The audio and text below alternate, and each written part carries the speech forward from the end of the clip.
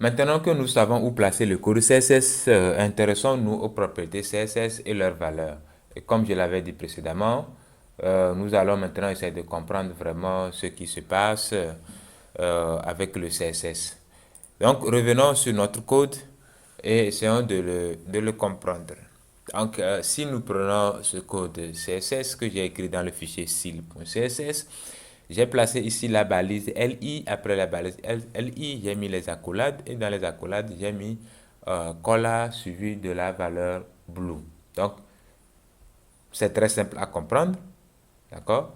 Ici, le LI, c'est une balise et généralement, dans le contexte du CSS, cette balise est appelée un sélecteur. Donc, quand vous êtes en CSS, vous voulez appliquer une propriété, il faut d'abord indiquer à votre langage CSS sur quelle partie de votre code que vous aimeriez appliquer la propriété et quelle est la valeur que doit prendre la propriété en question.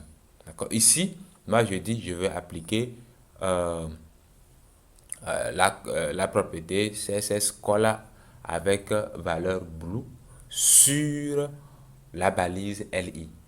Donc, j'écris tout simplement LI, j'ouvre les accolades et dans les accolades, maintenant, je mets cette propriété-là. Voilà.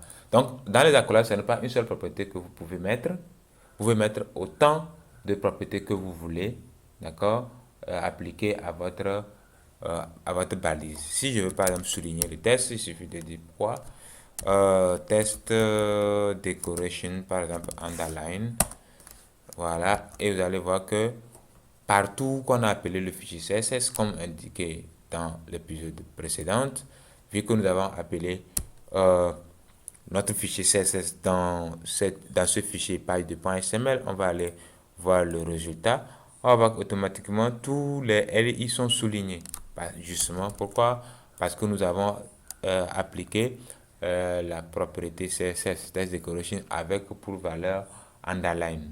Donc, chaque propriété CSS peut avoir plusieurs valeurs et en fonction de ce que nous voulons appliquer.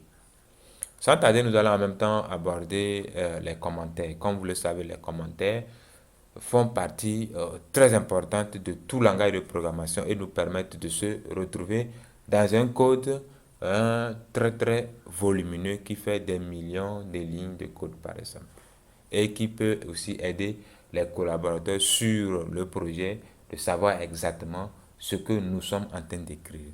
Et pour le CSS, pour écrire, comment l'appelle-t-on, le commentaire, il suffit de mettre slash étoile et étoile slash. Très bien. Et tout ce que vous aurez à écrire à l'intérieur de ces deux éléments-là ne vont pas s'appliquer sur vos fichiers HTML ou bien votre sélecteur. Donc ici, par exemple, je vais juste écrire une propriété, hein, et on va voir est-ce que cette propriété est une valeur, est-ce que ça va s'appliquer sur notre test. Donc, normalement, c'est juste des informations qu'il faut mettre qui sont indicatives pour vous. Par exemple, ici, je peux dire que j'applique une couleur bleue sur le LI. Voilà. Et aussi, je peux dire que bon, j'ai appliqué, oui, j'ai souligné tous les éléments LI, ainsi de suite.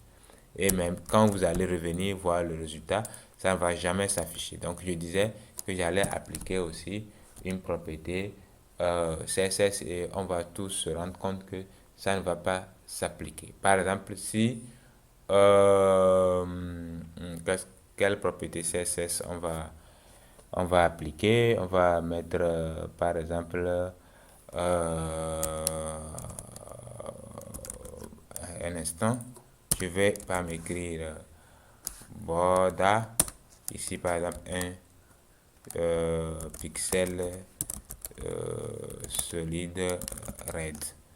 Bon, je vais mettre 2 pixels solide red. Et on va aller voir normalement ce que ça donne en fait. Donc ça encadre tous les éléments LI. Donc je vais juste couper ça et ramener dans la partie commentaires et actualiser. Et vous allez voir que ça ne s'applique pas sur les éléments LI. Pourquoi? Justement parce que c'est un commentaire. Donc tout ce qui est commentaire ne s'applique pas, mais c'est à titre d'information pour les développeurs.